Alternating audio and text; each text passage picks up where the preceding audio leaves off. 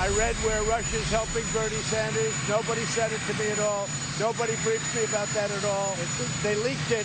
Adam Schiff and his group, they leaked it to the papers. President Trump blasting the mainstream media's latest Russia obsession as just another misinformation campaign from the Democrats. Leaks to left-leaning media, possibly from House Intel Committee Dems themselves, that Russia's 2020 election interference is poised to help Donald Trump now turn out to be completely unfounded. That hasn't stopped the mainstream media from pushing the bogus story and then failing to correct the record in most cases. Watch. The Russians prefer Donald Trump.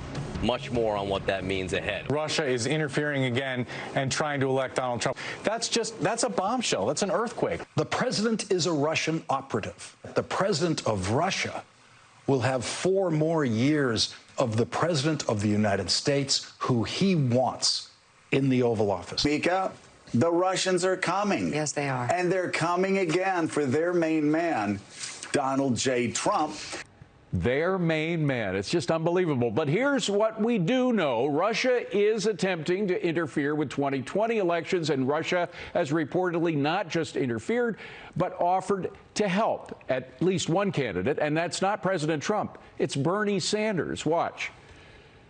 I haven't seen any intelligence that Russia is doing anything to attempt to get President Trump reelected. What I've heard is that Russia would like Bernie Sanders to win the Democrat nomination. They'd probably like him to be president, understandably, because he wants to spend money on social programs and probably would have to take it out of the military. Well, undoubtedly. Joining me now is Trump 2016 Deputy Campaign Manager David Bossie. Here we go again, David. But it looks like this thing is blowing up even before it gets started. It really is. You know, the Democrats, they know no bounds. They know no decency. This was an intelligence briefing that is classified, and they leak it out, whether it's Adam Schiff or somebody on his staff. There needs to be an investigation as to how this leaked, and those people need to be held accountable. There is nothing more important than our national security, and these Democrats are playing politics with it, just like they have done since 2016. This president did nothing with the Russians. The Russians didn't help Donald Trump win, and these Democrats can't get over that fact, and they will do anything to destroy him. They hate him more than they love our country. Well, but the actual premise is just so illogical. Who would the Russians rather have in the White House? Donald Trump, who's built up our military, who got our NATO allies to chip in an extra $130 billion at least in NATO spending, who has disrupted the Russia-German pipeline, or at least is attempting to, who's killed Russians in Syria, or Bernie Sanders, who wants to slash the military. I mean, who do you think they would rather have in the White House? Right, and Bernie Sanders, as everyone knows, honeymooned in Moscow for when he got married. This is in the 1980s, during the height of the Cold War. This is lunacy. You hear what Donald Trump has done, his record on Russia.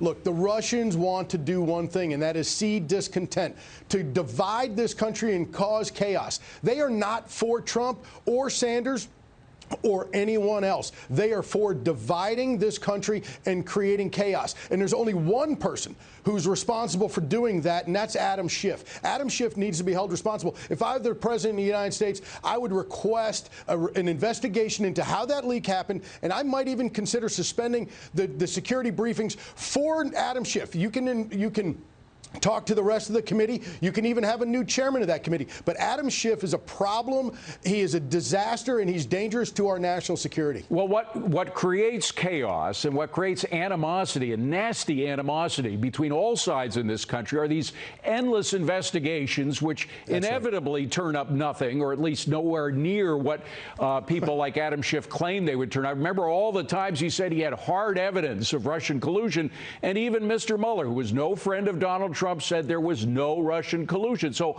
are they going to go that route again? Are they going to try to churn out these investigations that create all this animosity in our political system?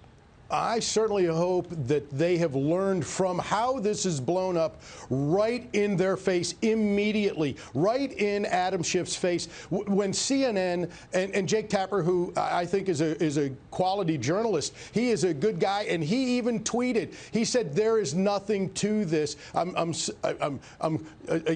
paraphrasing, but he wrote a series of tweets that said there's no data, no facts to back this up. So look, there are good people out there trying to set the record straight or deal with the facts. I'm not saying one way or the other what CNN's going to do, but this is ridiculous that you have MSNBC and other networks out there attacking this president and anchors on their air being so irresponsible. It is dangerous to our country. It's dangerous to our men and women in uniform. Now, David, do you think that members of the entrenched bureaucracy, whether you want to call it a deep state or what, that they are still actively involved in working with people like Schiff to try to unrail this presidency here, or is this just the partisan Democrats that are in these various select committees? Well, it's definitely the partisan Democrats, as you said, but it is also those members of the deep state, those permanent members of the bureaucracy at the national security and other agencies, FBI, DOJ, CIA, those folks that are in there that work against this president's policies. The president gets to determine what our national security is. No one else, no bureaucrat, no unelected official. So there are people, we've seen it now for 3 years, try to undo this president on policy after policy, in taking their own actions, making sure things aren't done that the president wants done. And you were seeing recently that the president is trying to clean house and trying to set the record straight amongst the personnel that are around this president and around the National Security Agency. But it's incredible. You see it in the intelligence agencies, you see it in the Department of Justice, you see it in the State Department. I mean, there is an entrenched bureaucracy. Again, call it what you will, but it exists, and it makes it kind of hard to do business if you're in the White House. David, we got to leave it at that. Thank you very much. Good to see you, David Bossie.